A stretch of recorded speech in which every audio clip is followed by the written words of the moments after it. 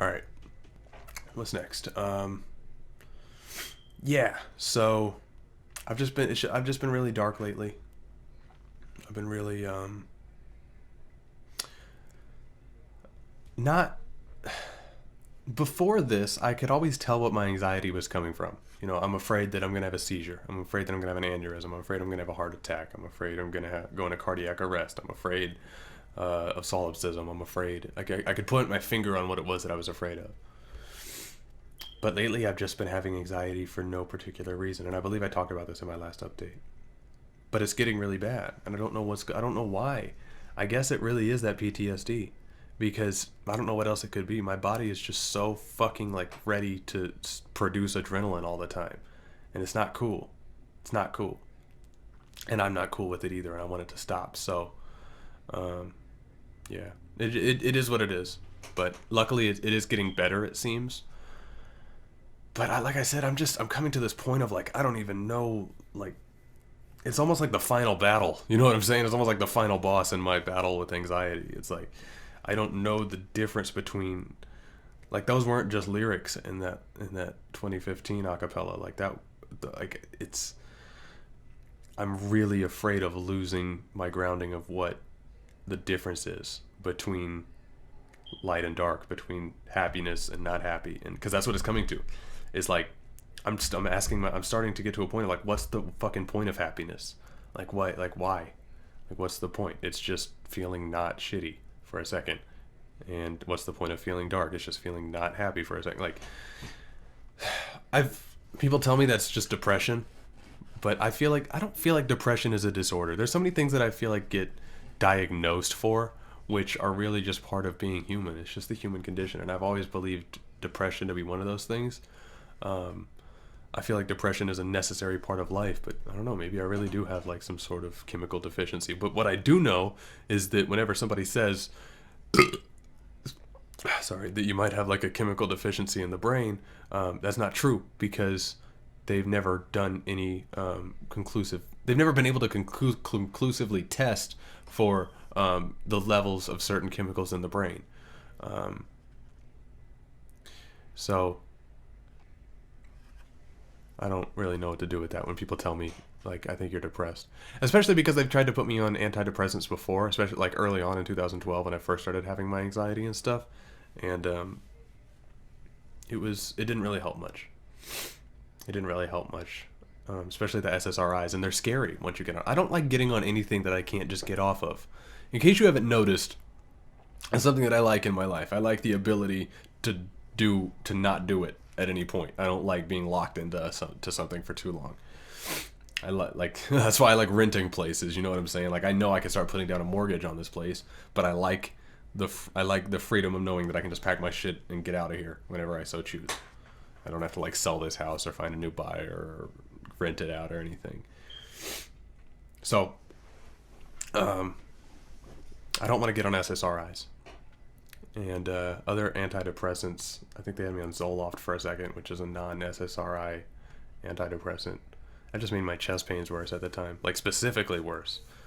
So, yeah, obviously that didn't help. um, but yeah, I've just been really, really dark. But I am seeing a therapist. I am seeing a therapist. His name is Jack Orgelthope or something. It's some weird Orgel something, and he's here in Medford. He looks like what you picture God to look like as a kid. You know what I'm saying? Just like this guy and like Santa without the outfit.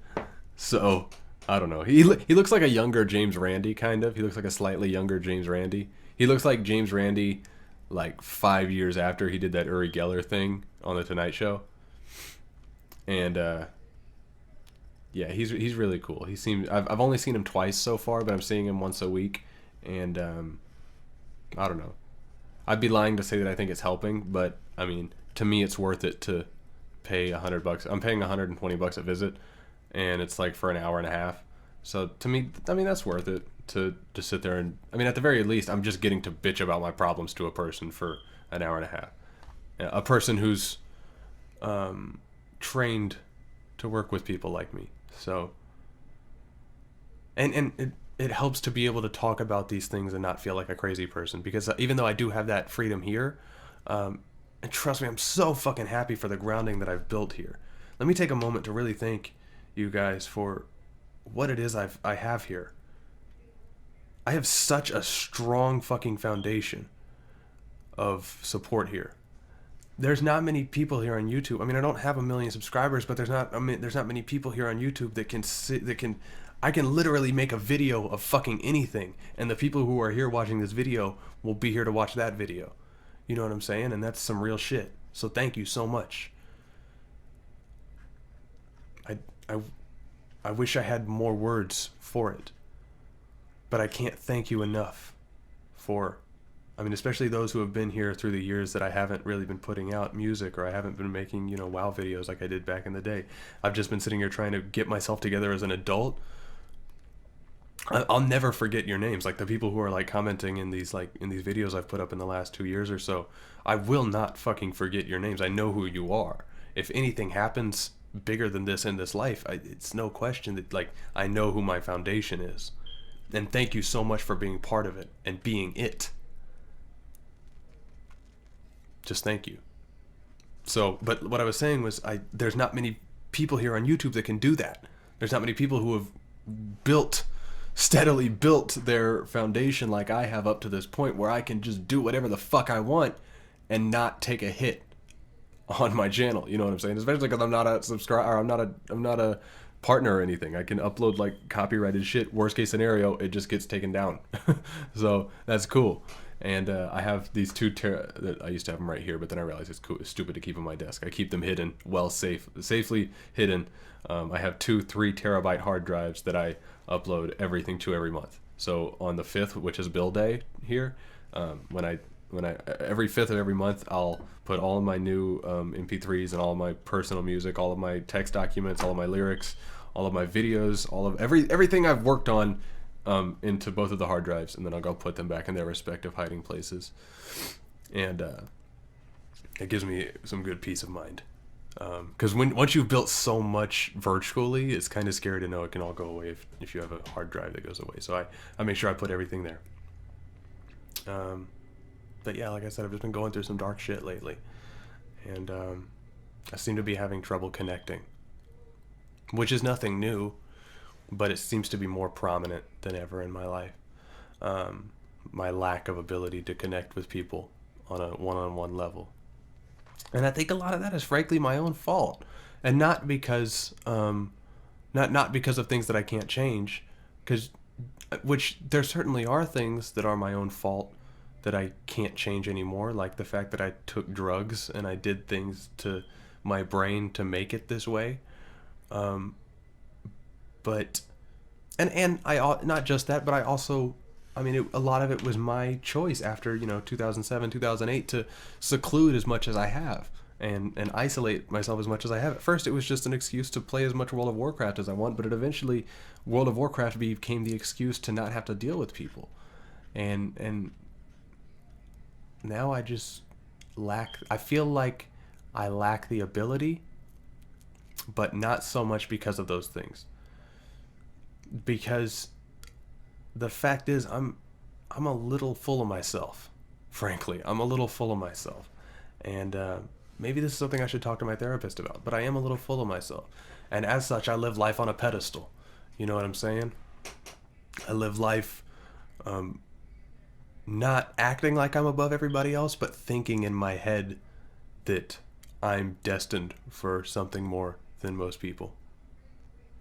And as such, it gives me a sense of, I wouldn't say better than, but it gives me a sense of, I'm not playing the same game as you when I'm talking to people. You know what I'm saying? Like, I'm here to do something completely different than what you are. So a lot of times originally, before I really dealt with that, the way that presented itself socially was through anger, and a lot of like, well, why are you doing this, or why are you like that, or a lot of it was my theism thing back in the day, back when I was a teenager, and I had this whole thing against like theism. Yeah, I mean, I'm sure most of you guys have gone through that atheism phase, right? Or is it just me? I don't know. Fuck, I lost my momentum. Oh yeah, no, I'm having a hard time connecting with people, but I made a friend, and his name is Braden, and he's a guy who I went to middle school with here back in the day. Because mind you, I lived here back in the day. That's why I came back here. This is the closest thing I consider to home. Although I do think I am gonna end up dying in Kerrville. Like if I die of old age and I die of natural causes, I want to loop back around to Kerrville. You know what I'm saying? Where I came from. Did I tell you guys that I figured out who the fuck I am? I found a box containing my mom's all of her adoption paperwork, because the same way that I live my life through text documents and sorting all of my literature that's done by me or that I receive. I even say, look, I never deleted a MySpace message. Like I save fucking everything that's sent to me that somebody takes the time to write to me. So my mom was the same way, or I should say, I'm the same way. I'm that way because my mom was, and she has a whole box that I hadn't gotten around to going through because I was looking for my registration papers for my car, because I gotta update my registration here for my car and get Oregon plates and all that. And in the process of that, I came across a whole file my mom put together of all of her adoption papers, which included a letter, a typewritten letter from my. I'm not gonna go into all of it right now. This is just the condensed version. I'll make a whole thing explaining it all, because wow, holy shit, it explains so much about who I am. It's written by what I believe to be my great grandfather, Bob Wyatt. I come from the Wyatt family, because mind you, my mom was adopted, so I don't know any of my blood family, like beyond my mother. And my dad, I haven't seen him since I was 6 or 7. So, I found a typewritten letter to my mom after my mom was trying to get in contact, or she was around 30 something. It was right after I was born. She was trying to get in contact with her blood family, and she did it through her mom, Erin, and her mom. I didn't see a letter back from her mom, but she got a letter back from. I know that they eventually met up. Like it ended up going through and it went well. But one letter I found was from my great grandfather, and it was explaining, because in the first letter that my mom sent, which was also in this folder, I'll probably show you guys all of this. Fuck, I have it right here actually. Hold up. Hold on. I'm coming. Fuck. No, I gotta start a new video soon. Hold up. I like registration papers and shit. Yeah.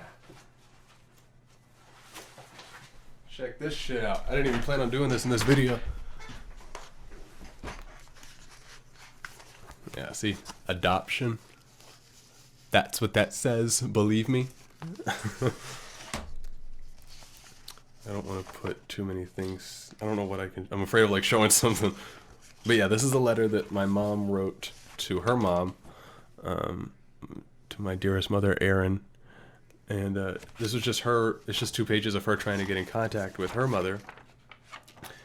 And but then she got this back, which is a typewritten letter from my fucking badass grandfather. And this includes my entire bloodline going all the way back to 1620. And let me tell you something that's incredible. There's one male in almost every generation of my family since 1620 that has fought, if not died in, every single notable war on the Western Hemisphere. So, I mean, that's worth noting. I mean, a lot of these wars are not in the Western Hemisphere, but we fought in every Western war for sure, if not died in it. And yeah, this is a complete history of who I am and where the fuck I come from. It explains a lot of why I'm such a fighter.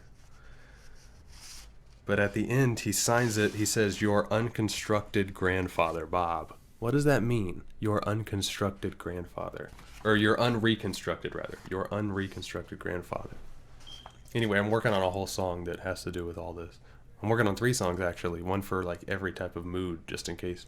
So I can always have something to work on.